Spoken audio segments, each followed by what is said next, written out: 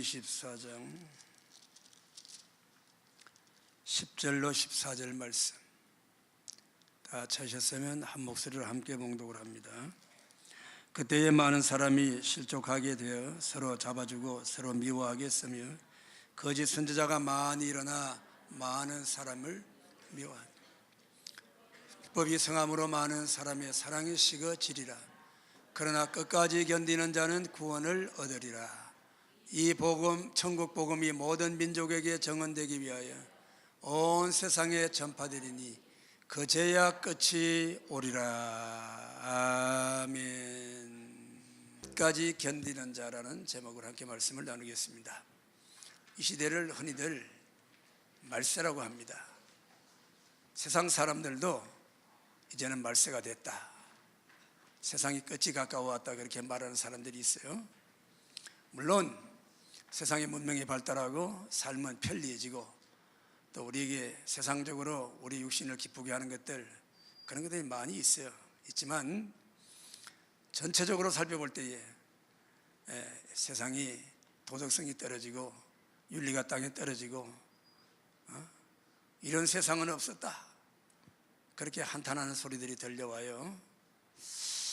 그런가 하면 성경도, 예수님도 이제는 세상에 마지막이 왔다고 말씀하고 있는 거예요.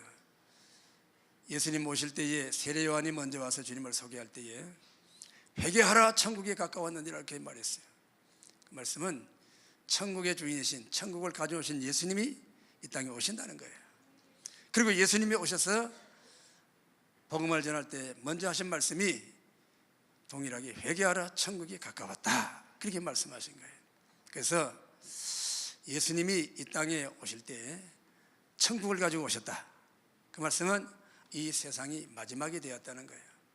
예수님 탄생하신 이후로, 이 땅에 오신 이후로 이미 말세는 시작이 되었습니다. 그런데 지금은 예수님이 죽으시고 부활하시고 성천하시고 그 2000년 세월이 흘렀어요. 주님은 다시 오신다고 세상은 종말이라고 했는데 아직도 안 오고 계신다. 그래서 어떤 사람들은 주님은 재림하지 않는다, 주님의 재림은 없다, 그렇게 말씀하는데 절대 그렇지 않습니다. 인간의 세월이 2000년이 길다고 하지만 하나님 앞에는 그 세월이 하루가 1000년 같고 1000년이 하루 같다고 성경은 말씀하고 있어요. 이 사실을 꼭 기억해야 되는 것입니다. 세 가지를 말씀드렸는데, 첫째는 예수님이 세상의 종말에 대한 말씀을 예언하셨어요. 오늘 1절 말씀을 보면 예수께서 성전에서 나와서 가실 때에 제자들이 성전 건물을 가리켜 보이려고 나오니 대답하여 이르시되 너희가 이 모든 것을 보지 못하느냐? 내가 진실로 너희에게 이르노니 돌 하나도 돌 위에 남지 않고 다 무너뜨려지리라. 성전이 무너뜨려져서 돌 위에 돌 하나도 남지 않는다. 이스라엘 백성들에게 성전이 무너진다고 해서 대단한 충격입니다. 왜냐하면 성전이 한번 무너져서 완전히 파괴되었던 적이 있어요. 그때가 언제나 솔로몬 때입니다. 솔로몬이 건축을 크게 아름답게 웅장하고 금으로 보석으로 성전을 지었는데 그 백성들이 그 성전에서 하나님을 기쁘시게 못했어요. 건물은 웅장한데 그것을 드리는 예배가 엉망이에요. 심지어 그런 거룩한 성전을 우상으로 더럽히고 성전에서 죄를 짓고 하나님이 너무너무 싫으셨어요. 그래서 그 아름다웠던 솔로몬 성전도 바벨론 나라를 일으켜서 그 나라가 강성해졌어. 그 제국을 다 통일하면서 이스라엘을 쳐들어와가지고 유대나라 예루살렘 성이 완전히 함락당하고 성벽이 다 무너지고 성전이 완전히 초토화되고 백성들은 포로되어 끌려가는 그런 참담한 시절이 있었어요.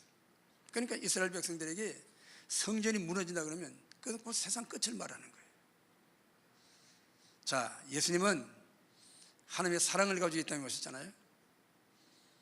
또 이 땅에 평화의 왕으로 오셔서 자신을 희생해서라도 평화를 주시고 생명 주시고 이 땅에 오셨는데 왜 예수님이 그렇게 세상의 말세를 말하고 재난을 말하고 세상의 끝을 말하고 심판을 말씀하실까? 제자들이 얘기되지 않았어요. 우리들도 그래요. 이렇게 하나님 우리를 사랑하시고 이렇게 세상에서 축복하시고 또 우리나라 이렇게 번영하게 하시고 잘 먹고 잘 살게 하시는데 너무너무 감사한데 정말 세상의 끝이 올까? 그렇게 생각할 수 있어요. 그러나 하나님의 말씀은 1.1핵도 변하지 않고 그대로 이루어지는 것입니다. 반드시 세상의 마지막은 준비되어 있는 거예요. 우리가 세상을 아름답게 가꾸어서 자연 보호하고 이 땅에 나무도 심고 꽃을 피워서 참 좋은 세상을 만들어보자. 좋은 말씀이에요. 사람들을 잘 가르쳐서 착한 사람 만들어서 윤리도 지키고 도덕적으로 살아서 참 깨끗하고 서로 사랑하고 화목하게 그렇게 살자. 너무너무 좋은 말이에요. 그러나 성경은 세상의 마지막이 온다고 말씀하고 있어요. 주님이 친히 말씀하신 거예요. 그래서 마태복음 24장은 예수님의 계시록이라고 할 수 있어요. 짧은 한 장의 말씀이지만 이 주님이 하신 이 말씀이 종말 예언의 기초가 되는 말씀이요, 이 말씀이 기본이 되는 말씀이다 그 말이에요. 예수님 말씀대로 그렇게 이룰 줄을 믿습니다. 자, 창조 이래로 인류는 타락했잖아요. 하나님의 형상대로 지음받고 하나님과 교통하고 하나님을 기쁘시게 하는, 하나님을 찬송하는 피조물로 만들어졌는데 마귀가 뱀의 형상으로 찾아와가지고 사람을 유혹해 했어요. 선악과 따먹어도 안 죽는다, 안 죽을 뿐 아니라 그것 따먹으면 하나님같이 된다, 거짓말을 했어요. 하와가 속아서 그걸 따먹고 남자에게도 주었잖아요. 이렇게 분별이 없이 자기의 육신의 욕심에 이끌려 하나님같이 된다는 자기 교만에 빠져 사람은 죄를 지었어요. 하나님과 단절되게 되었어요. 사람이 죄를 짓고 에덴 동산에 쫓겨나자 이 세상의 모든 피조물도 다 썩어짐이 찾아오고 만물이 고통하는 때가 이렇다고 성경은 말씀하고 있습니다. 그래서 하나님께서는 사람이 범죄한 직후에 이 인류를 회복하실 것을 말씀하셨어요. 창세기 3장 15절에 여자의 후손이 오셨어요. 뱀의 머리를 깨트린다고 그랬어요. 죄로 말미암아 죽음의 권세를 깨트리고 다시 사는 영생의 소망을 주신 것입니다. 주님의 사랑이 그게 배어 있는 것입니다. 그 말씀대로 예수님은 동정녀 마리아의 몸에 성령으로 잉태하여 탄생하시고 성령으로 이 땅에 사시면서 고난받으시고 죽으심을 통하여 저와 여러분의 모든 죄를 다 담당하셨습니다. 우리의 죄와 허물, 그 죄로 말미암아 우리가 심판받아 지옥 갈 죄를 다 가지고 가셨어요. 그리고 그 죄의 책임을 자신이 짊어지고 그 죄로 말미암아 형벌을 대신 받으신 거예요. 그런지 주 예수님이 나의 구주 나의 하나님이라고 영접하는 사람, 그분이 행하신 십자가의 구원의 온총이 내 것으로 믿는 사람은 죄를 용서받고 죄를 용서받을 뿐 아니라 하나님을 아버지라고 부르는 특권을 얻게 되는 거예요. 이렇게 우리가 하나님의 자녀가 되었어요. 하나님의 자녀가 된 사람도 육신을 일고 살기 때문에 하나님의 그 영을 불러가시면 죽어요. 육체의 죽음이 와요. 그러나 주님을 영접하고 영이 살아서 하나님을 아버지로 부르는 사람은 그 영은 죽지 않고 육체를 떠나 하늘 아버지 품에 안겨서 영원한 영생에 들어가는 줄 믿으시기를 바랍니다. 자, 주님이 오셔서 사람의 죄를 용서하고 사람을 이렇게 하나님의 자녀로 만드시고 죄를 용서하시고 거룩하게 만드셨어요. 그래서 주님이 이 세상에 다시 오시는 재림의 그날에 사람들이 다 변화를 받아 주님 같은 부활의 몸을 입고 하늘 천국에 들어갑니다. 그때에 이 세상 만물도 새로워졌어요. 새하늘과 새 땅이 이루어진다고 말씀하고 있어요. 아멘. 그래서 이 천지 만물의 창조를 인간의 죄로 말미암아 타락으로 말미암아 부패된 세상을 다시 새롭게 하시는 재창조의 역사가 일어나는 것입니다. 그래서 주님은 이 땅에 다시 오실 수밖에 없어요. 그것이 성경에 기록된 약속이에요. 우리가 복음을 믿고 구원을 받습니다. 이 복음은 내가 예수 믿어 죽을 때 천국 가는 것, 그것만 복음이 아니에요. 복음은 우리가 이 땅에 예수 믿고 하나님 자녀로 살았어요. 하나님을 기쁘시게 하고 성령 충만히 받아 우리가 주님의 부활에 참여하는 자가 되고 다시 오실 주님을 기다리고 맞이하는 게 재림, 그게 복음인 것입니다. 그리고 그 이후에 이루어질 천년 동안 천년왕국의 왕도로 사는 이 완성된 하나님의 창조의 세계에서 우리가 왕같은 제사장으로 하나님을 섬기는 이것이 우리의 복음이에요. 그 때문에 우리가 주님 다시는 오시는 그날까지 우리의 믿음을 잘 지키고 날마다 삶의 하나님을 기쁘시게 하는 저와 여러분이 되어야 될 줄로 믿습니다. 그러나 복음이 전파되는 곳에는 하나님의 영이 역사하시고 구원받을 영혼을 불러 모으시고 그 말씀을 들을 때 감동하시고 깨닫게 하시고 믿음을 주시고 자기 죄를 깨닫고 회개하게 하시는 거예요. 하나님, 내가 잘못했습니다. 내가 잘못 살았습니다. 하나님, 지금까지 내 뜻대로 살았습니다. 내 고집대로 살았습니다. 용서해 주세요. 이제는 내가 주님 모시고 주님을 주인으로 모시고 아버지로 모시고 아버지 뜻대로 살겠습니다. 그렇게 내가 결단하고 결정하고 그렇게 고백하는 것이 그것이 신앙인 것입니다. 그 고백을 따라 사는 것이 신앙의 생활이에요. 그런데 우리가 이렇게 연약한 육신을 가지고 이 신앙 생활을 하니까 힘들어요. 마귀는 자꾸 우리 연약한 육체를 공격합니다. 시험을 주고 고난을 주고 어려운 일 당할 때마다 환난이 오고 고난이 오고 내 의지와 상관없이 내 주변 환경이 또 다른 사람이 내게 이런 환경과 사람을 통하여 고난과 시험이 올 때 마귀는 시험하는 거예요. 그 봐라, 하나님이 어디 있냐? 그 봐라, 하나님 너는 안 사랑하신다. 시험 들게 해가지고 우리 믿음을 포기하게 만드는 거예요. 그래서 이 믿음을 지키고 끝까지 견디라고 예수님 말씀하고 있는 거예요. 끝까지 견디시기를 축원합니다. 그러나 이것도 우리가 끝까지 견딜 수 없어요. 우리 힘으로 어떻게 견딥니까? 생각해 보세요. 우리가 지하철을 타고 버스를 타고 좌석이 없어가지고 1시간, 2시간 손잡이 잡고 가려고 그러고요. 그거 얼마나 견디기 힘들어요. 속으로 막 그냥 막 이런 게 막 물러오고 막 그러잖아요. 이 사람은 견딜 힘이 없어요. 그러나 우리 안에 계신 성령님이 우리로 그 모든 우리의 육체의 연약함을 아시고 견딜 힘을 주시는 줄 믿으시기 바랍니다. 피조물에 고대하는 바는 하나님의 아들들이 나타나는 것이라. 피조물이 허무한 데 굴복하는 것은 자기 뜻이 아니에요. 오직 굴복하는 이로 말미암으니라. 그 바라는 것은 피조물도 썩어짐의 종로로 단 데서 해방되어 하나님의 자녀들의 영광의 자유에 이르는 것이니라. 로마서 8장에 있는 말씀이에요. 이 세상의 모든 피조물도 썩어짐의 종로로 하고 있다는 거예요. 하나님 만드신 태초의 에덴 동산 세상은 이런 곳이 아니었어요. 꽃이 피고 향기 나고 아름답고 거기는 죽는 것도 썩는 것도 병드는 것도 없는 참 아름다운 세상. 그 세상에서 살다가 우리가 죄 때문에 타락했는데, 죄 때문에 타락하여 이 고난과 고생 많은 세상에 사는데 우리를 건져 구원하여 하늘 천국 백성 되게 하시고 그 나라를 다시 회복하기 위하여 주님이 다시 오신다는 거예요. 초림의 예수님 아기로 오셨어요. 예수님은 죄인을 불쌍히고 죄인을 구원하러 오신 예수님이에요. 그러나 다시 오시는 예수님은 믿음 지키고 의인을 찾아 천국 데려가기 위하여 오신다고 말이에요. 다시 오시는 주님의 그날에는 심판이 있습니다. 세상은 무서운 심판을 받아요. 전무후무한 환난이 옵니다. 재난이 일어난다고 말씀하고 있는 거예요. 그런데 그 모든 재난과 환난을 통하여 우리 사랑하는 주의 백성 성도들은 다 믿음을 정결하게 하고 고난당하고 어려움 당할수록 하나님께 더 가까이 가서 순종하고 회개하고 은혜를 구하고 기도하고 삶이 정화되고 다 아름다워지는 거예요. 이것이 은혜인 것입니다. 그런 은혜를 사모하시기를 축원합니다.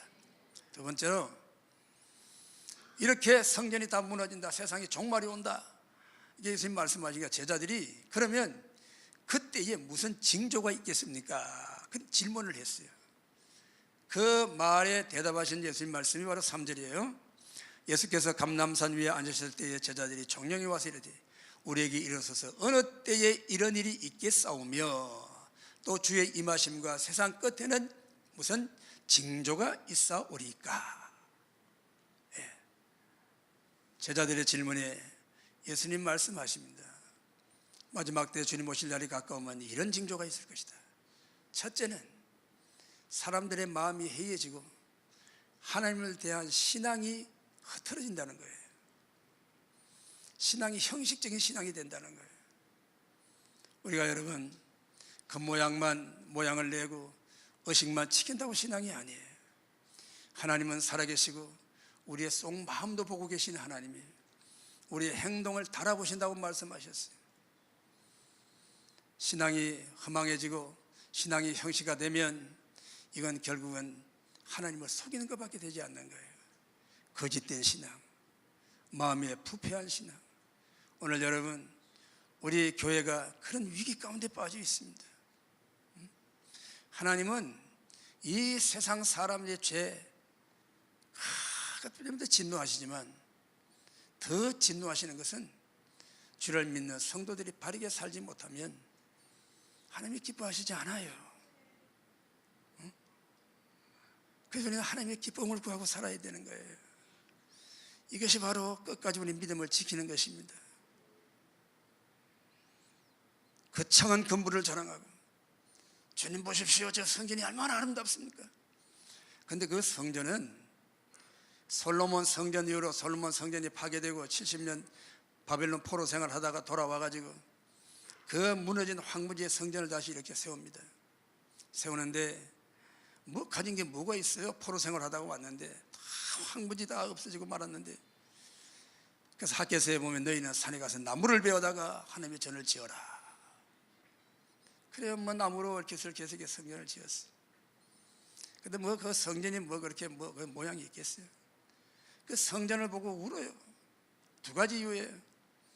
솔로몬 성전의 그 영광을 봤던 나이 드신 어른들은 그때의 그 영광스러운 성전을 생각하고 그때는 그렇게 성전이 영광스럽고 아름다웠는데 성전이 너무 초라하다는 거예요. 그래서 울어요. 그러나 그것을 알지 못하고 보지 못한 세대는 그래도 우리에게 하나님 다시 성전을 주시니 감사해서 감격해서 울어요. 그런데 그 성전을 헤롯이라는 사람이 왕이 됐어요. 그는 이두메 사람이라고, 그는 그 이스라엘 족속이 아니에요. 그런데 로마 황제에게 잘 보여가지고 유대 나라의 왕으로 임명을 받아가지고 유대를 다스리는 자가 됐어요. 그런데 이스라엘 백성들은 아브라함의 자손이요 혈통을 자랑하는 사람들인데 이방 사람은 아주 사람 같지도 않은 얘기는데 왕이 말빨이 서겠어요? 그래서 이 왕이, 헤롯 왕이 이스라엘 백성들의 환심을 사기 위하여 이스라엘 백성들이 가장 관심을 두고 중요하게 여기는 성전을 리모델링 해가지고 그 터에 다시 세웠어요. 그런데 이 헤롯은 아주 역사적으로 유명한 건축가예요. 얼마나 성전을 아름답게 좋은 돌을 가져다가 이렇게 건축재 건물의 미를 살려가지고, 그래 그 건축을 46년 동안 그 건물을 지었다는 거예요. 그러니 그 건물이 얼마나 아름답고, 그러니까 이스라엘 백성들이 그 성전이 식민지 생활을 하지만 비록 하나님을 모시고 예배하는 그 성전이 자부심이 되었어요. 건물이 자부심이 되었어요. 이 신앙이 빗나가는 거예요. 오늘날 여러분, 교회는 건물만이 아니에요. 조직만 있다고 건물이 아니에요. 사람들이 뭐 구성원이 지위가 높고 명예가 있고 권세가 있다, 이게 여러분 교회 자랑거리가 아니에요. 우리가 하나님의 중심으로 예배하는 하나님의 자녀된 예배, 섬김, 순종, 거룩하게 변화되어 믿음 지키고 세상에서도 착한 사람으로 빛을 들이며 사는, 이것이 하나님께 영광스러운 모습인 것입니다. 그런데 오늘날 여러분, 많은 우리 성도들이 이런 모습들이 점점 사라지게 되고 세상과 짝을 짓고 육신을 자랑하고 건물을 자랑하고 자기 스펙을 자랑하고 자기를 높이고 하나님의 영광을 안 돌린다고 말이에요. 이것이 여러분 세상 종말을 재촉하는 위기라고 말입니다. 세상이 하나님을 알지 못하지만 죄를 짓는다고 하지만 하나님의 거룩하신 은총을 받고 예수님의 피로 사함을 받고 하나님의 자녀된 성도들이 바른 믿음을 지키지 못하면 하나님은 슬퍼하시는 거예요. 하나님의 관심은 교회에 있는 것입니다. 사랑하는 성도 여러분 한 분 한 분에게 관심이 있는 거예요.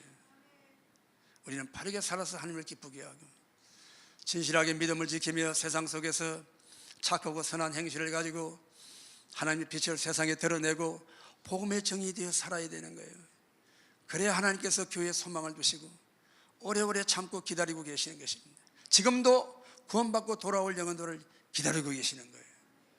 이런 믿음이 우리에게 있어야 되는 것입니다. 그런데 세상에는 두 번째로 미혹이 많다고 그랬어요. 이 미혹이란 말은 빗나가게 하다, 길을 잃게 하다, 방황하다, 그런 뜻이에요. 신앙생활을 잘 하다가도 어떻게 이렇게 다른 길로 가는 사람들이 또 혹이 있어요. 왜 그래요? 이 말 저 말 말을 많이 들어서 그래요. 이 말 들으면 이런 것 같고 저 말 들으면 저런 것 같고. 요사이 여러분, 이 사이비 신앙, 사이비 이단이 얼마나 많은지 몰라요. 똑같은 성경을 가지고도 해석을 잘못하는 거예요. 우리는 이 이단에 빠지지 않도록 정신을 차려야 된다고 말이에요. 끝까지 믿음을 지켜야 되는 것입니다. 하나님이 섬기라고 보내준, 내가 책임지고 내가 섬기라는 내 교회 자리를 지켜야 되는 거예요. 하나님이 내 앞에 내 영혼을 위하여 기도하고 내 영혼을 천국으로 인도하는 목자를 세운 교회를 여러분은 지켜야 되는 거예요. 그 신앙을 지켜야 되는 거예요. 분주한 세상에 왔다 갔다 할 건 뭐 있어요? 여러분, 매일매일 여러분이 퇴근하고 갈 데가 많으면 얼마나 골치 아프겠어요? 갈 데가 딱 한 곳이잖아. 사랑하는 아내, 사랑하는 남편이 있고 사랑하는 자녀인데 그것만, 그러니까 얼마나 편안하고 좋아. 이리 갈까 저리 갈까 골치 아파요. 저도 이제 참 하나님이 은혜를 주셔가지고 이제 양볼이 몇 볼이 있어요. 오늘도 주일날 무슨 양볼을 가려? 골치 아파요. 하나만 있으면 좋을 텐데. 근데 사람의 탐욕이 그렇지 않잖아요.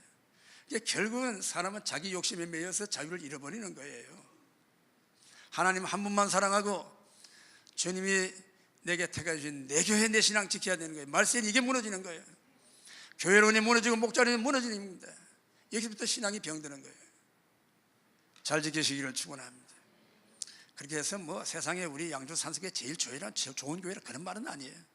또 양주 산성교회만 와야 구원받는다 그런 말씀은 아니에요. 아니지만 우리의 중심을 그렇게 하나님께 드려야 되는 거예요. 할렐루야. 그리고 세 번째는 재난입니다. 재난은 두 가지예요. 첫째는 천재지변. 천재지변을 사람이 막을 수 있나요? 못 막아요. 못 막아요. 미국 같은 나라 그렇게 문명이 발달하고 세계 최대 강국이라지만 눈 오는 거, 바람 부는 거, 지진 나는 거 막을 수 있나요? 못 막아요. 못 막아요. 못 막아요. 홍수가 많이 나가지고 막 사람들이 떠내려가고 말이야. 막 토네이도가 불어가지고 말이야. 막 집이 막 날아가고 산불이 와서 막 한 달씩 타고 그래도 속수무책이야. 뭘 갖다 끄겠어요? 그 불을 끄겠어요? 대통령이 와서 뭐 재난을 위로합니다. 뭐 어쩌고저쩌고 그런 말이나 하지 말이에요. 권세 가지고 되는 일이 아니죠. 그와 같이 우리 주님이 이 세상 다시 오시는 그 재림의 그날은 반드시 있다는 거예요. 누구도 재림의 그날을 막을 수 없어요. 그날 우리는 기억해야 되는 것입니다. 예수님 말씀하시고 2000년 세월이 지났지만 그 말씀은 여전히 유효하고 여전히 그 말씀은 살아있는 것입니다. 지진 여러분, 얼마나 처치에 지진이 일어납니까? 2011년에 일본의 지진이 그 쓰나미 보셨죠? 무서워요. 무서워. 여러분 그게 그냥 방송을 다 나와요. 쓰나미가 나가서 물길이 밀리면서 방파제를 치고 그냥 막 집이고 뭐고 그냥 싹 차도 썰고 지나가는 그 무서운 그 여러분 자연의 힘, 그 힘은 하나님의 힘이라고. 누가 그 힘을 누가 막겠냐 그 말이에요. 막아설 자가 없는 거예요. 사람이 15,000명이나 죽고 2,000명, 3,000명이 실종이 되고 더군다나 거기 후쿠시마에 원전까지 파괴돼 가지고 온 세계를 방사능 공포에 떨게 했던 그 쓰나미 그뿐이에요. 네팔에도 지진이 나고 아이티도 지진이 나가지고 수많은 사람들이 죽고 네팔에는 8만 명이 죽고 말이에요. 집이 한 75만 채가 막 다 부서지고 완전히 초토화가 돼버렸어요. 누가 막겠어요? 우리나라도 지금 지진의 공포가 지나갔잖아요. 처체에는 기근이 있다고 그랬잖아요. 우리는 지금 잘 먹고 잘 살아요. 너무너무 감사한 일이에요. 너무 잘 먹어서 배가 불러가지고 말이에요. 잠언에 이런 말씀이 있어요. 하나님, 나로 너무 가난하게도 마시고 내가 너무 가난하면 내가 남의 그 도둑질할까 두렵고 나를 너무 부하게도 마시옵소서. 내가 부하에 배가 부르면 하나님 잊어버릴까 두렵습니다. 하나님 잊어버리지 마세요. 재림의 그날을 생각하면 하나님 절대 잊어버릴 수 없습니다. 처치의 기근과 지진으로 지금도 고통당하는 많은 사람들, 죽어가는 영혼들이 얼마나 많은지 몰라요. 우리는 그런 고난을 면하고 사는 걸 감사하고 날마다 더 찬송 많이 드리고 감사해야 되는 거예요. 우리의 심령이 깨어 있어야 되는 것입니다. 그래요. 살 길이 어렵다고 여러분 그러잖아요. 너무 어려우면 시험 들어요. 너무 힘들면 그 견딜 힘이 없기 때문에 하나님 잃어버릴 수가 있어요. 그럴 때라도 하나님을 구하고 하나님께 기도하고 매달려야 되는 거예요. 또 한 가지, 세상 살기 너무 좋으면 하나님 잊어버려요. 응? 배가 부르면 하나님 안 찾아. 여러분, 좀 배가 고플 때는 하나님 많이 찾았어요. 우리 민족도 배고프고 어려울 때, 가을에 추수한 거 다 먹고 봄에 보리 타작도 못하고 농사 아직까지 열매가 없을 때 그 시절을 봄을 지내기를 춘궁기라고 그러잖아요. 보릿고개 넘어간다고. 아이고, 풀뿌리 캐어 먹고 나무 껍질 벗겨 먹고, 그래가지고 그 억센 나무 껍질을 씹어서 그냥 생겨 놓으니까 이게 말이에요. 이게 화장실 갈 때 곤란한 거예요. 그래가지고 그런 것들이 막 섬질도 좀 부드러우면 좋은데 막 나오면서 말이에요. 막 살을 찢고 그래가지고 말이에요. 그냥 화장실에 피가 거든. 그래서 찢어지게 가난한다는 말씀이 거기서 나온 거예요. 그런 시절이 있었어요. 그날들을 기억하고 우리는 껴 있어야 되는 것입니다. 감사하며 살아야 됩니다. 하나님 잊어버리면 안 돼요. 세상 모든 거 다 가져도 하나님 이러면 다 잃어버리는 거예요. 세상에 아무것도 가지지 못해도 하나님 한 번 붙들고 있으면 우리는 모든 것을 다 가진 것입니다. 그런 은혜가 있기를 축원합니다. 세 번째로, 이 재난의 때에 어떻게 해야 되느냐? 성도의 자세, 복음이에요. 복음. 예수님 붙들어야 사는 거예요. 주님을 따라 사시기를 축원합니다. 그때 많은 사람들이 실족하게 되어 서로 잡아주고 미워하겠으나 거짓 선지자들이 많이 일어나 많은 사람들을 미혹하겠습니다. 불법이 성함으로 많은 사람들의 사랑의 시기다. 그러나 끝까지 견디는 자는 구원 얻는다. 그리고 이어지는 말씀이 이 복음이 땅 끝까지 전파되면 그제야 끝이 오리라. 복음을 따라 복음을 믿고 복음을 순종하며 복음을 전하며 살아야 되는 거예요. 이게 우리의 사명의 인생의 목적이에요. 그런 은혜가 있기를 축원합니다.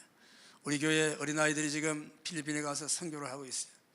선교를 하는데 공부를 한다고 하는데 선교에 모리아 교회에 조인이 해가지고 거기서 예배도 드리고 사역자들과 함께 거리마다 나가서 동네마다 나가서 아웃리치하고 복음 전하고, 그러니까 하나님 은혜를 주셔가지고 이 아이들이요 공부에 불이 붙어가지고 어젯밤에 제가 11시 반에 전화를 받았어요. 그 시간이 이제 10시 반이에요. 근데 그때까지 막 공부하고 있다고. 공부할 시간 아니거든요. 시키지도 않았단 말이에요. 불이 붙었어요. 하나님의 축복입니다. 그런 마음을 누가 주셨겠어요? 주님이 주신 거예요. 그 못 말리는 것입니다. 복음을 위해서 살면, 주님 예수 이름을 위해서 살면 모든 것을 더해 주신 축복이 있어요. 재난의 그날의 우리를 구원하시고 피할 길을 열어주시고 구원받을 길을 열어주시고 어떤 고난도 영광스럽게 믿음 지키고 하나님을 영화롭게 하며 은혜 받고 축복받는 성도의 삶이 될 줄로 믿습니다.